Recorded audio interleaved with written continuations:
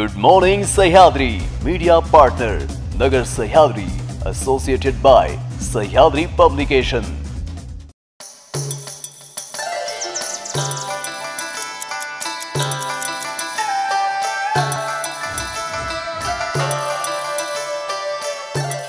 नमस्कार, मी प्रिया। आपण पाहताय न्यूज 24 सह्याद्री। घेऊयात महत्त्वपूर्ण बातम्यांचा आढावा गुड मॉर्निंग सह्याद्री बातमीपत्रात। भारतीय हवामान खात्याने वर्तवलेल्या अंदाजानुसार दिनांक 7 ते 10 मे 2024 या दरम्यान विदर्भातील काही जिल्ह्यात मेघगर्जनासह वादळ वारा व हलका पाऊस पडण्याची शक्यता वर्तवली होती। त्या अनुषंगाने मंगळवारी भंडारा शहरासह जिल्ह्यात दुपारी 4 वाजल्यापासून पावसाने हजेरी लावली आहे। वृत्त हाती येईपर्यंत वादळ वारा व पाऊस सुरू असल्याचे वृत्त आहे। एकंदरीत भारतीय हवामान खात्याने वर्तवलेला अंदाज खरा ठरला असून आलेल्या या अवकाळी पावसामुळे नागरिकांची तारांबळ उडाली, तर शेतकऱ्यांच्या बागायती पिकांना सुद्धा याचा फटका बसला आहे। सुरू असलेल्या या अवकाळी पावसामुळे वातावरणात गारवा निर्माण झाला असून उन्हाच्या काहिलीपासून नागरिकांची सुटका झाली आहे। राज्याचे मुख्यमंत्री एकनाथ शिंदे यांच्या ताफ्याचा पाठलाग केल्याप्रकरणी 30 वर्षीय व्यक्तीवर गुन्हा दाखल करण्यात आला। शुभम कुमार असं गुन्हा दाखल झालेल्या तरुणाचं नाव आहे। मुख्यमंत्र्यांचा ताफा रविवारी रात्री ठाण्याहून मुंबईला येत असताना ही घटना घडली। पोलिसांनी वारंवार इशारा देऊनही तरुण थांबला नाही। त्यानं मुख्यमंत्र्यांच्या ताफ्याचा पाठलाग सुरूच ठेवला। अखेर पोलिसांनी त्याला थांबवलं आणि चौकशी केली। त्यावेळी त्यांनी आपण अभिनेता असल्याचं सांगितले। वांद्रे पोलिसांनी त्याला ताब्यात घेत त्याच्यावर गुन्हा दाखल केला। रस्त्यावर तयार होणारा चिकन शॉर्मा खाल्ल्याने मानखुर्दमध्ये अनेकांना विषबाधा होऊन त्यात एका तरुणाचा मृत्यू झाल्याची घटना घडली, तर इतर अनेक जणांना विषबाधा झाल्याचं समोर आले। प्रथमेश विनोद घोक्षे असं या मयत तरुणाचं नाव आहे, तर इतर जणांवर रुग्णालयात उपचार सुरू आहेत। पुणे जिल्हा मध्यवर्ती बँकेच्या वेल्हे शाखा आणि बँक मॅनेजरवर गुन्हा दाखल करण्यात आला आहे। मतदानाच्या आदल्या दिवशी पैसे वाटण्यासाठी बँक मध्यरात्रीपर्यंत सुरू ठेवण्यात आली असल्याचा आरोप बँकेवर करण्यात आला होता।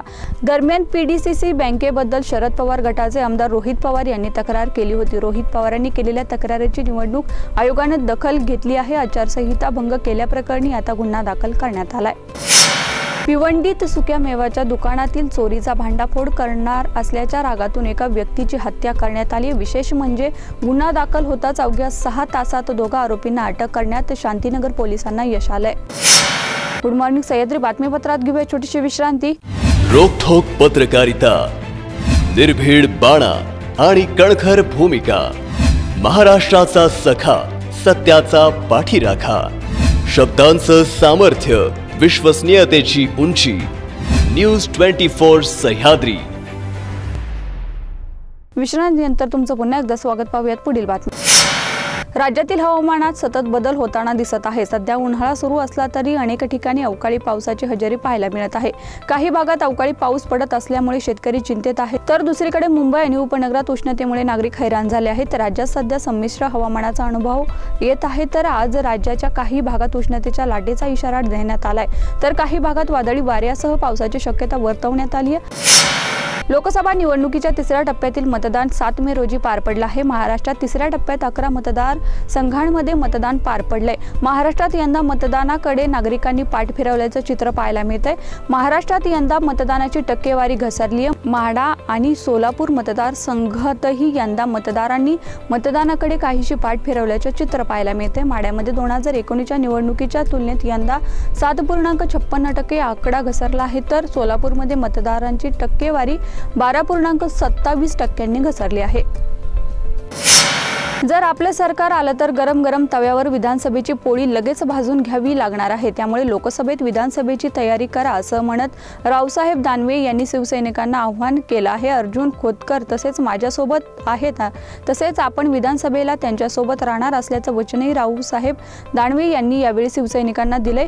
जालन्यामध्ये 13 मे रोजी मतदान होणार आहे। गेल्या 10 वर्षात पंतप्रधान नरेंद्र मोदी यांनी विकास केला। गेल्या 2 वर्षात आम्ही राज्याचा विकास केला, त्यामुळे जनता विकासाच्या बाजूने मतदान करत आम्हाला निवडून देईल असा विश्वास राज्याचे मुख्यमंत्री एकनाथ शिंदे यांनी व्यक्त केलाय। पहिल्या आणि दुसऱ्या टप्प्याप्रमाणे तिसऱ्या टप्प्यातही आम्हालाच जागा मिळतील असं ते म्हणाले। मुख्यमंत्री एकनाथ शिंदे हे छत्रपती संभाजीनगरमध्ये बोलत होते। गुड मॉर्निंग सह्याद्री बातमीपत्रात इथे संपतोय, मात्र तुम्ही पाहत राहा न्यूज 24 सह्याद्री।